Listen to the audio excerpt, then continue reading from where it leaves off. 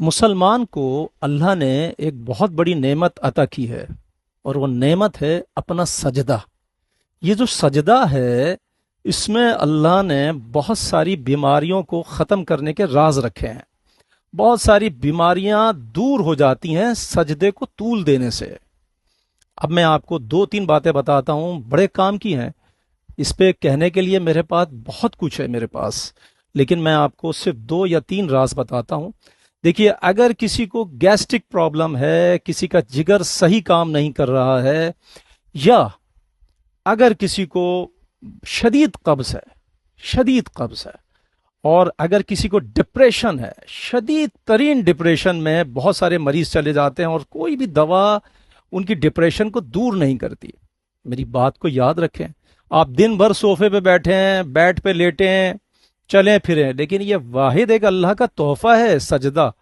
جب سجدے کی حالت میں آپ جاتے ہیں تو یہ جو جسم کا جب خون ہے، آپ کا سر نیچے ہوتا ہے اور دھڑ اوپر ہوتا ہے، جسم کا جو خون ہے وہ دماغ کی طرف آتا ہے۔ صرف اس حالت کے علاوہ کوئی دوسرا طریقہ نہیں ہے۔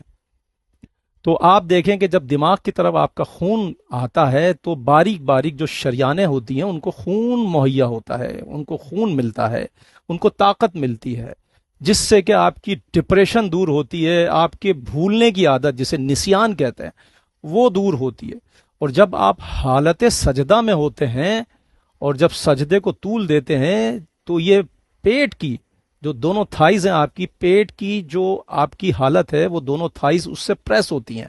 دونوں تھائز سے پیٹ آپ کا دونوں طرف کا پریس ہوتا ہے، یعنی کہ بڑی آنت بھی آپ کی لیفٹ سائڈ پر ہوتی ہے، وہ بھی بگ انٹسٹائن بھی پریس ہوتی ہے اچھی طرح سے، اور آپ کا معدہ اور آپ کی چھوٹی آنتیں بھی پریس ہوتی ہیں۔ آپ یقین کریں، یہ جو اللہ نے ایک ہمیں گفٹ دیا نماز، اس نماز میں بڑی نعمت ہے۔ نماز ذریعہ نجات ہے۔ بہت ساری مسائل کا حل نماز میں موجود ہے، اللہ کے ذکر میں موجود ہے۔ پھر سب سے بڑی بات ہے کہ آپ اللہ کا قرب حاصل کرتے ہیں سجدے کے اندر۔ سجدے کے اندر آپ اللہ کا قرب حاصل کرتے ہیں۔ ابھی دیکھیے، آپ کے اگر کہیں آپ کسی سے واٹس ایپ پہ بات کر رہے ہوتے ہیں تو اگر صحیح سے آواز نہیں آتی، آواز کٹ کے آتی ہے، تو سامنے والا کیا کہتا ہے آپ سے؟ آپ وائی فائی کے قریب جائیے۔ وائی فائی کے جیسے قریب جاتے ہیں سگنل آپ کے ٹھیک ہو جاتے ہیں، سگنل مضبوط ہو جاتے ہیں۔ اسی طرح جب آپ سجدے میں جاتے ہیں، اللہ کے سب سے زیادہ قریب جو بندہ ہوتا ہے حالت سجدے میں ہوتا ہے۔ سب سے زیادہ جو اللہ کی قربت، اللہ کی نزدیکی، اللہ کی قریبی جو حاصل ہوتی ہے وہ حالت سجدہ میں حاصل ہوتی ہے۔ جب آپ حالت سجدہ میں جائیں تو جانے کے بعد درود شریف 100 مرتبہ پڑھ لیں، آپ کے سجدے کو طول مل جائے گا۔ یہ نماز کے بعد بات کر رہا ہوں۔ نماز میں جب آپ پڑھیں سبحان ربی العلی و بحمدہ، جب آپ یہ پڑھیں اس کو آرام آرام سے پڑھیں، جلدی جلدی پڑھ کے وہ جو سجدے کی نعمت ہے اس کو ضائع مت کریں۔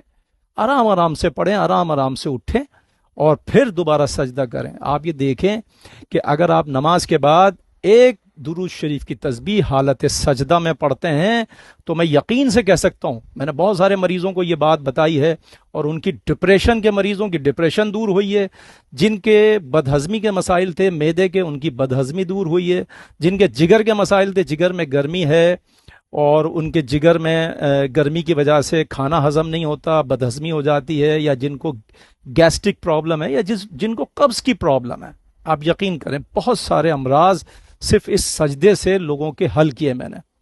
سجدہ اور یہ نماز یہ بہت بڑی نعمت ہے، اس کا احترام کیجئے، نماز کا ادب کیجئے، نماز سے پیار کیجئے۔ نماز اللہ کا قرب دیتی ہے، نماز اللہ کے قریب لے جاتی ہے۔ جس نے ہمیں بنایا، جس نے ہماری مینوفیکچرنگ کی، اس رب کے جب آپ قریب ہو جائیں گے آپ کی بہت ساری پریشانیاں دور ہو جائیں گی۔ وہ رب ہے عالمین کا، یہ ایک عالم ہے، اس کے علاوہ 18,000 عالم ہیں، 18,000 عالموں کا رب ہے۔ اس نے ہمیں بڑی نعمت عطا کی ہے نماز۔ اس نماز کو کبھی ترک مت کیجیے۔ نماز ایک علاج ہے، نماز ایک دوا ہے، نماز ایک شفا ہے، اور نماز ذریعہ ہے نجات کا، دوزخ سے نجات کا، مصیبتوں سے نجات کا، اس دنیا کی پریشانیوں سے نجات کا، اور آخرت میں ہمارے لیے جو جزا ملے گی اس نماز سے وہ کہیں زیادہ ہے، بہت زیادہ، اس کے بارے میں تو ہم سوچ بھی نہیں سکتے۔ نماز ہمیں اللہ کے قریب کر دیتی ہے.